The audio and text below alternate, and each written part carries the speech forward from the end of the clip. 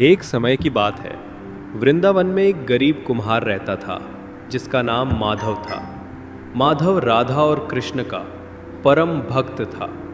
उसकी दिनचर्या सुबह उठकर यमुना में स्नान करना, फिर पास के मंदिर में राधा कृष्ण के दर्शन करना और उसके बाद मिट्टी के बर्तन बनाना थी। वो जो भी थोड़ा बहुत कमाता उसका एक हिस्सा हमेशा मंदिर में दान कर देता था। माधव की सबसे बड़ी इच्छा थी कि वो अपने हाथों से राधा कृष्ण के लिए एक सुंदर मटकी बनाए जिसमें मिश्री भरकर उन्हें भेंट करे। कई महीनों की कड़ी मेहनत के बाद उसने एक अद्भुत मटकी तैयार की। वो मटकी इतनी सुंदर थी कि उसे देखकर ही मन प्रसन्न हो जाए। एक दिन माधव अपनी बनाई हुई मटकी लेकर मंदिर जा रहा था। रास्ते में उसे एक छोटी भूखी बच्ची मिली। बच्ची बहुत कमज़ोर दिख रही थी और उसकी आंखों में आंसू थे। माधव का हृदय करुणा से भर उठा। उसने सोचा कि राधा कृष्ण तो हमेशा भक्तों की सेवा करने में ही प्रसन्न होते हैं।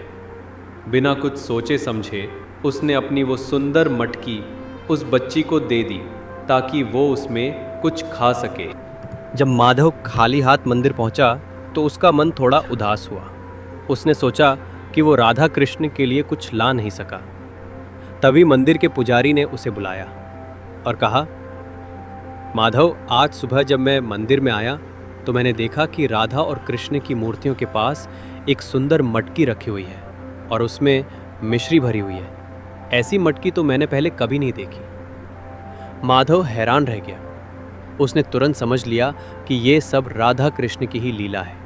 उसकी सच्ची भक्ति और निस्वार्थ प्रेम को देखकर भगवान स्वयं उसकी भेंट स्वीकार करने आए थे। माधव की आंखों में खुशी के आंसू आ गए। उसे एहसास हुआ कि भगवान को दिखावे की नहीं बल्कि सच्चे मन और प्रेम की भेंट पसंद है। ये कहानी हमें सिखाती है कि भगवान को सिर्फ बड़े बड़े चढ़ावे नहीं चाहिए बल्कि एक शुद्ध और प्रेम से भरा हृदय चाहिए। जब हम दूसरों की मदद करते हैं तो वास्तव में हम भगवान की ही सेवा करते हैं। हरे कृष्णा।